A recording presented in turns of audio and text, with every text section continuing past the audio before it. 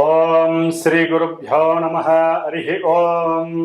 గం గణపతయే నమః. ఓం జ్ఞానానందమయం దేవం నిర్మలస్ఫటికాకృతిం ఆధారం సర్వవిద్యానాం శ్రీ హయగ్రీవముపాస్మహే. ఓం శరదిందు సమాకారే పరబ్రహ్మస్వరూపిణే వాసరాపీఠనిలయే సరస్వతీ నమోస్తుతే. ఆదిత్యాయ చ సోమాయ మంగళాయ బుధాయ చ గురుశుక్రశనిభ్యశ్చ రాహవే కేతవే నమః. నవగ్రహ దేవతాయే నమో నమః. ఈ రోజున వీక్షించేటటువంటి నవగ్రహ భక్తులందరికీ కూడా నవగ్రహ సమాచార విషయంలో మరి ఈ రోజున మనం తెలుసుకోబోయేటటువంటి విషయం ముఖ్యంగా మిథున రాశిలో జూన్ 15వ తేదీన మృగశిర నక్షత్రంలో అడుగుపెట్టినటువంటి సూర్య భగవానుడు, అందులో ఆల్రెడీ మనకి పోయిన నెల మే 14వ తేదీ నుంచి కూడా శుభప్రదాత అయినటువంటి దేవతలకి ఆది గురువు అయినటువంటి గురువు అనగా బృహస్పతి, ఈ యొక్క గ్రహము మిథున రాశిలో ఆల్రెడీ నెల రోజుల బట్టి కూడా సంచారం గావిస్తూ ఈ సూర్య భగవానుడు ఎప్పుడైతే జూన్ 15వ తేదీన అడుగు పెట్టాడో ఆ రాశిలోకి, అప్పటి నుండి కూడా గురుమూఢమి అనగా ఆయన అడుగు పెట్టడానికి కొన్ని రోజుల ముందే ఆ సూర్యుని యొక్క శక్తి అనగా ఆ యొక్క కిరణాల యొక్క వీక్షణ గురుని యొక్క వీక్షణలను అడ్డుకొని గురుమూఢమిగా మనకి తెలియజేయబడుతోంది శాస్త్రం. అంటే ఈ గురుమూఢమి జూన్ 9వ తేదీ నుండి జూలై 9వ తేదీ అనగా 10వ తేదీ వరకు సూర్య భగవానుడు అంటే రవి గురుల యొక్క కలయిక గురుమూఢమితో శుభకార్యాలకి ఇబ్బందికరమైనటువంటి పరిస్థితులు ఎదుర్కొన్నాయి. అంటే పెళ్ళిళ్ళు కానీ, ఉపనయనాలు కానీ, అట్లాగే గృహప్రవేశాలు, శంకుస్థాపనలు ఇలాంటివి ఏవీ కూడా జరపలేనటువంటి పరిస్థితి. ఎందుకంటే గురువు గ్రహాలన్నిటిలోకి అత్యంత శుభప్రదాయకుడు. పూర్వపుణ్య ఫలాలన్నిటినీ కూడా తృప్తిగా మానవుడికి ఇచ్చేటటువంటి వాడు గురుడే. మరి ఈ రవి మిగతా గ్రహాలన్నిటినీ కూడా మనం నివసిస్తున్నటువంటి భూమిని కూడా తన చుట్టూ చక్కగా తిప్పుకుంటూ తన యొక్క ఆకర్షణ శక్తితో, ఎందుకంటే సూర్య భగవానుడి యొక్క అంతరంలో ఒక చిన్న సూక్ష్మమైనటువంటి బిందువు దగ్గర గాయత్రీదేవి నివాసం ఉంటుందని శాస్త్రవచనం. అందుకని ఆ సూర్యుని యొక్క శక్తి తట్టుకోలేక అన్ని గ్రహాలు కూడా మూఢత్వాన్ని పొందుతాయి, అంటే బలాన్ని కోల్పోతాయి అని అర్థం. వాటిల్లో ముఖ్యంగా గురువు, అట్లాగే శుక్రుడు చాలా విశేషమైనటువంటి శుక్రమూఢమి, గురుమూఢమి అనేటటువంటిది మనకి సంవత్సరంలో 2 సార్లు 1 సారి వస్తూ ఉంటాయి. శుభకార్యాలు ఏవి జరపరు. మరి అలాంటి సూర్యుడు, ఈ సూర్యుడు ముఖ్యంగా అధికారాన్ని, అట్లాగే కీర్తిని, హోదాన్ని, ఉద్యోగ దర్పాన్ని, ఉద్యోగ బాధ్యతలను, అట్లాగే పితృశాసనాన్ని అంటే తండ్రి యొక్క ఆశ్రయాన్ని కానీ, తండ్రి యొక్క ఆదరణని కానీ, పితృసేవా మార్గాన్ని కానీ, అట్లాగే హోదా, అట్లాగే కార్యశీలుడు అంటే ఎటువంటి కార్యాన్నైనా సరే అచంచలంగా, నిర్మోహమాటంగా, ముక్కుసూటిగా నిర్వర్తించేటటువంటి వాడు సూర్య భగవానుడు.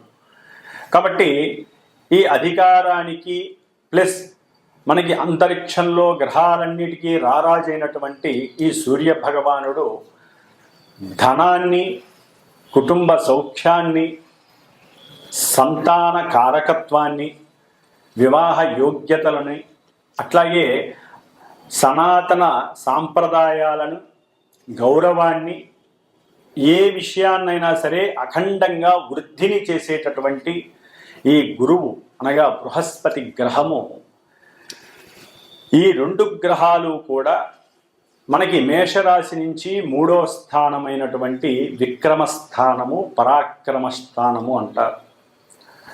ఈ యొక్క స్థానంలో రవికి చాలా విశేషమైనటువంటి సౌఖ్యకరం ఈ యొక్క క్షేత్రము. ఎందుకంటే ఇది రవికి మిత్రుడైనటువంటి బుధుడు యొక్క క్షేత్రము. కానీ గురుడికి మాత్రము ఈ యొక్క క్షేత్రము శత్రుక్షేత్రము. అతను అంత కంఫర్టబుల్గా అక్కడ ఉండలేడు, సౌఖ్యకరంగా ఉండలేడు. అంటే ధనపరంగా కానీ అతను ఇచ్చేటటువంటి శుభాలకన్నిటికీ కూడా గురుడు కొంత ఇచ్చేటటువంటి పరిస్థితుల యొక్క స్థాయి కొంచెం తగ్గే అవకాశం ఉంటుంది. ముఖ్యంగా రవితో కలిసినటువంటి ఈ గురుడు ఈ మిథున రాశిలో ఉండటం ద్వారా కొంచెం ఇంకా పటుత్వాన్ని కోల్పోయి గురుమూఢమి ద్వారా గురుడిచ్చే ఫలితాలలో కొంత కాంప్లికేషన్స్ ఉంటాయి. అట్లాగే కొన్ని ఇబ్బందికరమైనటువంటి పరిస్థితులు కూడా తలెత్తుతూ ఉంటాయి. మరి ఈ వ్యాపార క్షేత్రమైనటువంటి ఈ యొక్క మిథున రాశిలో రవి మరియు గురుడు రెండూ కూడా మిత్రగ్రహాలు, అతిమిత్రగ్రహాలు. సూర్యుడికి గురుడికి కూడా మిత్రత్వం చాలా ఎక్కువ. మరి ఈ 2 మిత్రగ్రహాలు ఈ బుధరాశిలో వ్యాపార క్షేత్రము అంటే లావాదేవీలు, వ్యాపారంలో ఎటువంటి లావాదేవీలైనా సరే ఈ యొక్క క్షేత్రంలో ధనకారకుడైనటువంటి గురుడు, అధికారాన్ని నాయకత్వాన్ని కలిగినటువంటి రవి, ముఖ్యంగా అది ఆ అధికారం అంటే అది పారిశ్రామికవేత్తలు కావచ్చు, లేదా రాజకీయ రంగంలో నిపుణులు కావచ్చు, రాజకీయ రంగంలో చతురతని చేసేటటువంటి పెద్ద పెద్ద నాయకులు కావచ్చు, ఏ పోస్ట్లో ఉన్నటువంటి వాళ్ళైనా సరే. అట్లాగే ముఖ్యంగా న్యాయస్థాన జడ్జీలు కావచ్చు, టీచర్లు కావచ్చు, వ్యాపారాన్ని ఈ సమయంలో సద్వినియోగం చేసుకునేటటువంటి వారు ఎవరైనా సరే ఈ రవి గురువుల్ని ఏ విధంగా ఆరాధిస్తే మంచి జరుగుతుంది, శుభప్రదం అవుతుంది. ఈ నెలన్నాళ్ళు కూడా అంటే జూన్ 15వ తేదీ నుండి జూలై 16వ తేదీ వరకు కూడా ఈ రవి గురుల యొక్క సంగమం అనేటటువంటిది, గురుమూఢం పక్కన పెట్టండి, సంగమం అనేటటువంటిది మనకి మేషరాశ్యాదిగా మీనరాశి పర్యంతం వారు ఉన్నటువంటి స్థానాలను బట్టి, వారు ఉన్నటువంటి మరి నక్షత్రాన్ని బట్టి, అట్లాగే వారు ఉన్నటువంటి ఆధిపత్య స్థానాన్ని బట్టి కూడా వారు ఎన్నో రకాలైనటువంటి ప్రభావాలని మన జీవితంలో ఈ నెల రోజులు కూడా చూపించే అవకాశం ఉంటుంది. అందులో ముఖ్యంగా ఇంకొక చిన్న విచిత్రమైనటువంటి విషయం మనకి కనపడుతోంది. రాహువు. ఈ రాహువు కుంభరాశిలో ఉన్నాడు మహానుభావుడు. ఈ రాహువు తన యొక్క వక్ర దృష్టితో చక్కగా గురు మహానుభావుణ్ణి, మిథున రాశిని, వ్యాపార క్షేత్రాన్ని, ఇప్పుడు రవిని కూడా చూస్తున్నాడు రాహువు. గురుడు చూస్తే రాహు యొక్క నక్షత్రంలోకి మనకి మొన్ననే వచ్చాడు 14వ తారీఖున. అంటే గురుడికి రాహువుతో అత్యంత సంయోగ స్థితి నడుస్తోంది. దీనినే శాస్త్రరీత్యా గురు చండాలత్వ యోగము అని కూడా అంటారు. గురు చండాలత్వం మహాదోషప్రదం ఇది. అంటే సనాతన ధర్మాన్ని పక్కన పెట్టేటటువంటి తత్వం కలిగి ఉంటారు కొంతమంది జాతకులు. అట్లాగే ధనపరమైనటువంటి ఎన్నో అప్లికేషన్స్ అనేవి జరిగే అవకాశం ఉంటుంది. సెన్సెక్స్, షేర్స్ యొక్క విషయాలలో వృద్ధి జరిగే అవకాశం ఉంటుంది. కానీ కొంత వారి యొక్క జ్ఞానాన్ని కనుక సరిగ్గా యూజ్ చేయకపోతే మటుకు చక్కగా పతనం అయ్యేటటువంటి పరిస్థితి ఉంటుంది. ప్రపంచవ్యాప్తంగా ఈ యొక్క గురు చండాలత్వ యోగం అనేటటువంటిది షేర్ మార్కెట్ మీద కొంచెం ప్రభావితం చూపిస్తుంది అనుకోవటంలో తప్పు లేదు. అట్లాగే న్యాయస్థానాల్లో కూడా అబద్ధపు సాక్ష్యాల ద్వారా కూడా కొంతమంది తప్పు చేసిన వాళ్ళు బయటపడే పరిస్థితులు ఉంటాయి. దాని ద్వారా కూడా కొన్ని విపరీతమైనటువంటి పరిస్థితులు మనకి కనిపించే అవకాశాలు ఈ నెల రోజుల్లో కనిపిస్తున్నాయి. ముఖ్యంగా ఈ యొక్క మిథున రాశిలో రవి ఆరుద్ర నక్షత్రంలోకి వచ్చినప్పుడు, ఆల్రెడీ గురుడు ఆరుద్ర నక్షత్రంలో ఉన్నాడు, రవి చూస్తే కుజ నక్షత్రంలో ఉన్నాడు. ఈ కుజరాహువుల యొక్క సంయోగ స్థితి ఆల్రెడీ సింహరాశి, కుంభరాశికి నడుస్తోంది. ఈ విధంగా ఈ యొక్క నక్షత్రాల యొక్క ప్రభావం వలన రవి గురులకి కుజరాహు కేతు గ్రహాలకి సంబంధం ఉండటం ద్వారా ఆర్థికమైనటువంటి విషయాలలో చాలా జాగ్రత్తగా ఉండాలి. అట్లాగే అధికారులు కొంచెం జాగ్రత్త వహించటం మేలు. ఎందుకంటే మనం చెప్పే ప్రతి మాట, ఎందుకంటే 3వ స్థానం మిథునం అనేటటువంటిది కమ్యూనికేషన్ వ్యవస్థకి సంబంధించినటువంటిది. అంటే ప్రపంచ దేశాల మధ్య కమ్యూనికేషన్ వ్యవస్థలో ఎన్నో ఒడిదుడుకులు కలిగే అవకాశం ఉంటాయి. ఈ రాయబారులు ఉంటారు, అంటే మధ్యవర్తిత్వం చేస్తూ ఉంటారు, విదేశీ రాయబారత్వం అంటారు. వీరు గనక ఒక మాట అటు ఇటు గనక పొల్లు పోతే ప్రపంచ దేశాలకే అరిష్టాన్ని సూచించేటటువంటి యోగంగా గురుచండాల యోగం కనపడుతోంది. అట్లాగే రాహు యొక్క దృష్టి, గురువు యొక్క దృష్టి, ఆ అన్యోన్య పంచమ నమూకాల యొక్క దృష్టి కొంత అవయోగకరంగా మనం భావించాలి. కాబట్టి దీనికి తగ్గట్టుగా వారు ఎవరైతే కొన్ని రాశుల వారు ఉన్నారో ఆ రాశుల వారు ముఖ్యంగా ఈ నెల రోజులు కూడా ఎవరైనా సరే సాధ్యమైనంత వరకు ఈ గురు చండాలత్వం అందరికీ సంబంధించింది, గురువుకే పట్టింది చండాలత్వం రాహు వలన. కాబట్టి ఈ చండాలత్వ దోషం పోవటానికి మహన్యాసపూర్వక ఏకాదశ రుద్రాభిషేకాలు కానీ, లేకపోతే శివాలయాలలో గురువారాల పూట, శనివారం పూట కానీ, ఆదివారం పూట కానీ రుద్రాభిషేకాలు, రుద్రార్చనలు చేయించుకోవటం, అట్లాగే కాశీక్షేత్రమో శ్రీశైల క్షేత్రానికో వెళ్ళి దర్శన భాగ్యాన్ని చేసుకోవడం, అంటే శివుణ్ణి ఎక్కువగా ఆరాధించటం, ఓం శివాయ గురవే నమః అనేటటువంటి మంత్రాన్ని ఎక్కువగా స్మరణ చేయటం ద్వారా వీరికి కలిగేటటువంటి కొన్ని ఇబ్బందికరమైనటువంటి విపత్కరమైనటువంటి ఆటంకాలు, అట్లాగే కొంతమంది పెద్ద పెద్ద వాళ్ళ యొక్క వాళ్ళ నుంచి కలిగేటటువంటి ఇబ్బందుల నుంచి తప్పించుకునేటటువంటి అవకాశం ఎక్కువగా ఉంటుంది. కాబట్టి సూర్య గురులు, రవి గురులు మిత్రులు కాబట్టి దీని యొక్క ప్రయోజనం ఉంటుంది. వాళ్ళు ఉన్నటువంటి ఆధిపత్య భావాలను బట్టి కొంత అప్రయోజనకరమైనటువంటి పరిస్థితులు కూడా ఈ నెల రోజుల్లో కూడా కొన్ని రాశుల వారికి కనపడుతూ ఉంటాయి. కాబట్టి మేషరాశి నుంచి మీనరాశి వారి వరకు ఏ రాశుల వారికి ఈ రవి గురులు ఇక్కడ ఉండటం ద్వారా శుభాలు జరుగుతాయి, కొంతమందికి ఇబ్బందులు కలుగుతాయి అనేటటువంటి విషయాన్ని మనం చక్కగా తెలుసుకోగలిగితే గనక దానికి తగ్గట్టుగా పరిహారం ఆచరిస్తూ, సింపుల్ పరిహారాలు ఆచరిస్తూ మనం ఈ నెల రోజులు ఈ 2 గ్రహాలు ఇచ్చేటటువంటి ఫలితాలని ఆస్వాదిస్తూ మనం చేసుకునేటటువంటి చిన్న చిన్న పరిహారాల ద్వారా చక్కటి ప్రయోజనాన్ని అట్లాగే రవి ఆత్మశక్తిని ప్రబోధిస్తాడు. అంటే ఆత్మశక్తి ఎక్కడా కూడా నెగ్లెక్ట్ చేయడు. అంత ప్రణాళికల ద్వారా గురుడు కూడా ప్రణాళికాబద్ధంగా చక్కటి లోకజ్ఞానాన్ని ఆస్వాదించి ఆ లోకజ్ఞానాన్ని తను స్వీకరించి వెదజల్లుతూ ఉంటాడు. కాకపోతే ఇప్పుడు కొంచెం బలహీనంగా ఉన్నాడు కాబట్టి గురుడికి ఏం చేయాలో కూడా మనం చూద్దాం. గురువుకి సంబంధించినటువంటి స్తోత్రాన్ని అందరూ కూడా ముఖ్యంగా దత్త ఆరాధన చేయటం, గానుగాపూర్ దర్శనం చేయటం ద్వారా కూడా గురువు ఇచ్చేటటువంటి నెగిటివ్ ఫలితాలు లేకుండా గురు చండాలత్వ యోగ దోషాన్ని మనం ఉపసంహరించుకొని, అట్లాగే ఈ యొక్క రాహు చేత చూడబడుతున్నటువంటి రవి గురుల యొక్క దోషాన్ని పోగొట్టుకునేటటువంటి పరిస్థితి దుర్గాదేవి ఆరాధన చేయటం ద్వారా కూడా రాహుని ఉపశమనం చేయడానికి అవకాశాలు ఉన్నాయి. కాబట్టి సాధ్యమైనంత వరకు అందరూ కూడా దత్త కవచాన్ని కానీ, దత్తాత్రేయుడి యొక్క గురుచరిత్ర పారాయణని కానీ ఈ నెల రోజులు కూడా వీలుంటే రోజుకి ఒక పావు గంట కేటాయించి చదివినట్లయితే ఈ గురుగ్రహ జాతకులు కానీ, అట్లాగే గురువు యొక్క రాశులకి సంబంధించిన వారు కానీ, గురు నక్షత్రాలైనటువంటి పునర్వసు, విశాఖ, పూర్వభాద్ర నక్షత్ర జాతకులు కానివ్వండి, ధనస్సు మీనరాశుల వారు కానివ్వండి, గురు మహర్దశలు, అంతర్దశలు, విదశలు జరుగుతున్న వారు జన్మలగ్న రీత్యా ఉన్నటువంటి పరిస్థితులను బట్టి ఈ గోచారంలో వారికి కొన్ని ఇబ్బందులు కలగడానికి అవకాశం ఉంటాయి. కొంతమందికి అదే అనుకూలమైనటువంటి పరిస్థితులు కూడా కలుగుతాయి. ఏదేమైనప్పటికీ గోచారం అనేటటువంటిది ఒక సూచన మాత్రమే తెలియజేస్తుంది. జన్మజాతకం అనేటటువంటిది దశలు, అంతర్దశలు, మనం పుట్టినప్పుడు ఉన్నటువంటి ఆ యొక్క గ్రహాల యొక్క స్థితిగతులు, అవి ఉన్నటువంటి నక్షత్రాలని బట్టి అవి ఆడేటటువంటి ఆటలో ఈ యొక్క గోచారంలో మనం పావులం అవుతాము.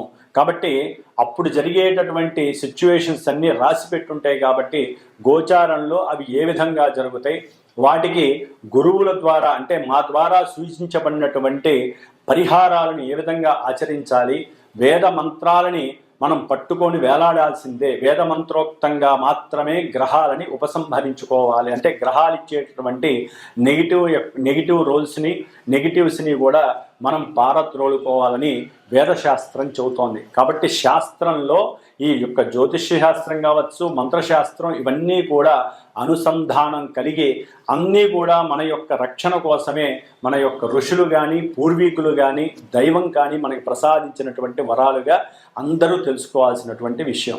కాబట్టి ఇప్పుడు మనకి మేషరాశి నుంచి మీనరాశి వరకు ఏ విధంగా మనకి రవిగురుల యొక్క అనుకూలతలు, ప్రతికూలతలు ఉంటాయో తెలుసుకుందాం. ఓం గం గురవే నమో నమః.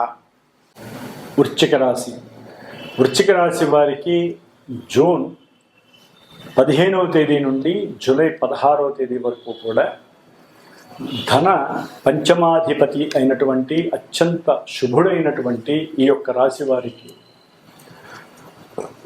శుభప్రదాత అయినటువంటి బృహస్పతి అనగా గురుడు అష్టమ భావంలో ఉంటూ చతుర్థంలో ఉన్నటువంటి రాహు యొక్క నక్షత్రంలో ఉండటం, అలాగే దశమాధిపతి అయినటువంటి కర్మస్థానాధిపతి, ఉద్యోగ స్థానాధిపతి అయినటువంటి ఆరోగ్యకారకుడైనటువంటి రవితో కలిసి వృశ్చిక రాశి వారికి అష్టమంలో ఉన్నటువంటి రవి గురుల యొక్క ప్రతికూలత వీరిని ఇబ్బందులకి గురి చేస్తుందనే చెప్పుకోవాలి. రవి ఆత్మకారకుడు, పితృకారకుడు, ఉద్యోగకారకుడు. అంటే వీరికి ఆత్మ న్యూనతాభావం. ఏ పని చేసినా అది ఉద్యోగంలో కావచ్చు, ప్రయాణాదుల్లో కావచ్చు, తండ్రితో మాట్లాడుతున్నప్పుడు కావచ్చు, ఎవరితోనైనా చర్చించేటప్పుడు కావచ్చు, చివరికి కుటుంబ సభ్యులతో కానీ పిల్లలతో మాట్లాడేటప్పుడు తెలియని భయము, ఆందోళన. ఏం జరుగుతుందో, ఏది మాట్లాడితే ఏమవుతుందో అనేటటువంటి పిరికితనం అనేటటువంటిది కలుగుతుంది. లేదా ఏదైనా అకస్మాత్తుగా ఆ మాటలతో ఏదైనా కుటుంబం చీలిక వస్తుందేమో అనేటటువంటి భయము ఈ వృశ్చిక రాశి వారికి, ముఖ్యంగా వృశ్చిక రాశి వారిలో ఉన్నటువంటి తండ్రికి కలగడానికి అవకాశం ఉంటుంది. అట్లాగే వృశ్చిక రాశి వారికి చేస్తున్నటువంటి ఉద్యోగంలో ఆకస్మికంగా మార్పు కలగడానికి అవకాశం ఉంటుంది. ఇక్కడి నుంచి ఇంకో చోటకి ప్రయాణం కావాల్సింది వృశ్చిక రాశి వారికి. అది ఆకస్మికంగా జరుగుతుంది, ఏం కనపడదు. మళ్ళీ అక్కడ సమస్య ఏముండదు, చక్కగా ధనం వస్తోంది కదా, ఉద్యోగం నడుస్తోందిలే అనుకుంటారు. కాకపోతే పూర్వంలో ఎక్కడో తెలియని భయం లోపల వెంటాడుతోంది కొన్ని నెలల బట్టి. అది ఇప్పుడు పరిపక్వత కలిగి చిగురించి ఆ చిగురు కాస్త చిన్న ఫలం అయినట్టుగా, ఆ భయం కాస్త ప్రళయం అయినట్టుగా వృశ్చిక రాశి వారికి ఉద్యోగంలో స్వస్తి కలగటానికి అవకాశం ఉంటుంది. స్వస్తి అంటే పోవటానికి అవకాశం ఉంటుంది. పోతుందేమో అనేటటువంటి భయం కూడా కలుగుతుంది. దాని ద్వారా మరి కుటుంబం బయటపడుతుంది, ఆర్థికంగా చితికిపోతారు. అట్లాగే కొంతమందికి వృశ్చిక రాశి వారికి తండ్రి ద్వారా తన ఉద్యోగం నిలబెట్టుకోవడానికి కొంత ఆర్థిక సహాయం అడుగుతారు. నోరు తెరిచి సహాయం చేయమని అడుగుతారు వృత్తిలో నిలబడ్డానికి. కానీ ఆకస్మికంగా అప్పటిదాకా పాపం చేస్తాను అని అనుకుంటారు. తండ్రి కావచ్చు, కొడుకు కావచ్చు. తండ్రికి సహాయం ఏదో రకంగా కావచ్చు, అంటే తండ్రికి ముఖ్యంగా గృహ సంబంధిత విషయాల్లో కావచ్చు, లేకపోతే సంతానానికి ఉద్యోగపరమైనటువంటి విషయాల్లో కావచ్చు, లేకపోతే ఇల్లు కట్టుకోవడానికి కావచ్చు, ఏదైనా ఒక భూమి ఆల్రెడీ సగం అడ్వాన్స్ కట్టి ఉన్నాం, లేకపోతే కొంత టోకెన్ అడ్వాన్స్ ఇచ్చున్నాం, ఇంకా ఇది కూడా కట్టకపోతే మనకి ఫెయిల్యూర్ అయిపోతుంది, అది నష్టపోతాం అని చెప్పి చర్చించుకుంటారు. అయినా కూడా ఆగదది. చతుర్థంలో రాహువు అష్ట కష్టాలని పెడతాడు. ఈ రాహు గురించి ఎందుకు మాట్లాడుతున్నాం? ఈ రవిగురుడు అంటే ఈ నెల 22వ తేదీన దశమాధిపతి అయినటువంటి రవి అష్టమంలో ఉండటం కొంత ఇబ్బందికరం. అంటే గృహంలో మార్పు కలుగుతుంది, ఆకస్మికంగా చేసే ఉద్యోగంలో కాస్త ఇబ్బందులు కలుగుతాయి, ప్రయాణంలో అలసట కలుగుతుంది, శరీరంలో ముఖ్యంగా గొంతుకు సంబంధించి, భుజాలకు సంబంధించి, వెన్నుపూసకు సంబంధించి, జీర్ణాశయానికి సంబంధించి, లేదా ఛాతీ వ్యవస్థలో రక్త ప్రసరణకి సంబంధించి, కొన్ని నాడీ వ్యవస్థకి సంబంధించినటువంటి వ్యవహారాల్లో కానివ్వండి, లేకపోతే థైరాయిడ్ సమస్య ఉన్నటువంటి వారికి ఇంకొంచెం ఇబ్బందులు పెరిగి ధన నష్టం అయ్యేటటువంటి పరిస్థితులు కనబడుతున్నాయి, హాస్పిటల్స్కి వెళ్ళటం అట్లా. కాబట్టి అట్లాగే కోర్టు సంబంధిత వ్యవహారాలు, ఉద్యోగపరంగా ఎవరైనా కోర్టులో ఆశ్రయించి ఉంటే, అంటే వారికి సరైన న్యాయం జరగలేదని అంతకుముందు ఏమన్నా ఉంటే దానికి సంబంధించింది కూడా కొన్ని ఇబ్బందులు, దాని ద్వారా ప్లీడర్లకి, లాయర్లకి, లేకపోతే కొంతమంది జడ్జీలకి, ఏదో మధ్యవర్తుల ద్వారా, ఏజెన్సీస్ ద్వారా ధనాన్ని నష్టపెట్టడం కూడా జరుగుతుంది, నష్టపోవడం కూడా జరుగుతుంది. ఏది వారు చేసే ఉద్యోగమో వ్యాపారమో నిలబెట్టుకోవడానికి. వ్యాపారంలో కూడా చాలా జాగ్రత్తగా ఆచితూచి ధనాన్ని పెట్టుబడిగా పెట్టుకోవడానికి మధ్యవర్తులు, బ్రోకర్స్ని, ఏజెంట్స్ని ఆశ్రయించేటప్పుడు వారి గురించి క్షుణ్ణంగా తెలుసుకొని మీకున్నటువంటి పూర్వజన్మ సుకృతాన్ని, ఆ విశేష బలాన్ని మీరు గమనిస్తూ జాగ్రత్తగా మాట్లాడుతూ అడుగులు ముందుకు వేయాలి తప్ప ముఖ్యంగా తండ్రి కొడుకుల మధ్య మాటల యుద్ధం కలగడానికి అవకాశం ఉంటుంది. ముఖ్యంగా అది బంధువులకి సంబంధించి, అంటే బంధువులు ఉన్నవి లేనివి ఒకరి చెవులో ఒకరికి వేయటం ద్వారా వీరిలో సరైనటువంటి మానవతలు నశించి, మానవతా గుణం కాస్త నశించి, ఒకరి మీద ఒకరికి అసహ్యపూరితమైనటువంటి కొన్ని మానసిక ప్రేరణలు జరిగి ఒకరికొకరు మాటలతో యుద్ధం చేసుకొని కుటుంబాన్ని కూడా చీల్చుకునే పరిస్థితికి వచ్చే అవకాశం వృశ్చిక రాశి వారికి ఉంది. ఏదేమైనప్పటికీ అష్టమంలో ఉన్నటువంటి రవి గురుల వలన కీర్తి నశిస్తుంది, చేసేటటువంటి పదవీ భంగం కలుగుతుంది, ఉద్యోగంలో వ్యాపారంలో నష్టం కలుగుతుంది, ధన నష్టము, సంతానపరమైనటువంటి సమస్యలు కలిగే అవకాశాలు ఉన్నాయి. మీ మాట ఏదైనా సరే అవతల వ్యక్తులకి, అది తండ్రికి కావచ్చు, ఉద్యోగపరంగా కావచ్చు, వ్యాపారంలో కావచ్చు, అది నెగిటివ్ సెన్స్ని దారితీస్తుంది. దాని ద్వారా కూడా ధన నష్టం కలగడానికి అవకాశం ఉంది. కాబట్టి ఈ వృశ్చిక రాశి వారు అష్టమ రవి గురుల కోసం ఈ యొక్క నెలలో తప్పనిసరిగా ఒక 60 సార్లు ఆదిత్య హృదయాన్ని మాలాంటి బ్రాహ్మణుల చేత చక్కగా పారాయణ చేయించుకోండి. ఒక ఆదివారం పూట చక్కగా గోధుమ రవ్వ 6 కిలోలు దానం చేయండి. అట్లాగే గురుడికి సంబంధించినటువంటి శనగలు ఈ నెల రోజులు కూడా చక్కగా రోజు నానబెట్టడం, ఆ నానబెట్టినటువంటి శనగలు కొంచెం నైవేద్యంగా చేసి శివుడికి నివేదన చేయటం, దాన్ని మీరు భుజించటం. దీని ద్వారా కూడా మీకు నష్టపోయేటటువంటి ధనాన్ని మళ్ళీ మీరు కాపాడుకునేటటువంటి శక్తి మీకు మీరే జ్ఞానం ద్వారా కలుగుతుంది. పూర్వజన్మ పుణ్యం ద్వారా ముఖ్యంగా తృప్తి దొరకాలి. మీకు తృప్తి దొరక్కపోవటం వలన కూడా మీకు ఇంకా ఏదో సంపాదించాలి, ధనాన్ని ఎక్కడో పెట్టాలి, లేకపోతే ధనాన్ని మనం ఖర్చు పెట్టైనా సరే అనుకున్నది సాధించాలి అనేటటువంటి మనోవికారాలు పోతాయి. శివుడి యొక్క ఆరాధన ఈ యొక్క వృశ్చిక రాశి వారికి అత్యంత శుభప్రదమని చెప్పుకోవాలి. కాస్త భగవద్గీత చదివితే ఎలా ప్రవర్తించాలి, ఎవరితో ఎలా ఉండాలి అనేటటువంటి విషయ పరిజ్ఞానం మీకు అవగతం అవుతుంది.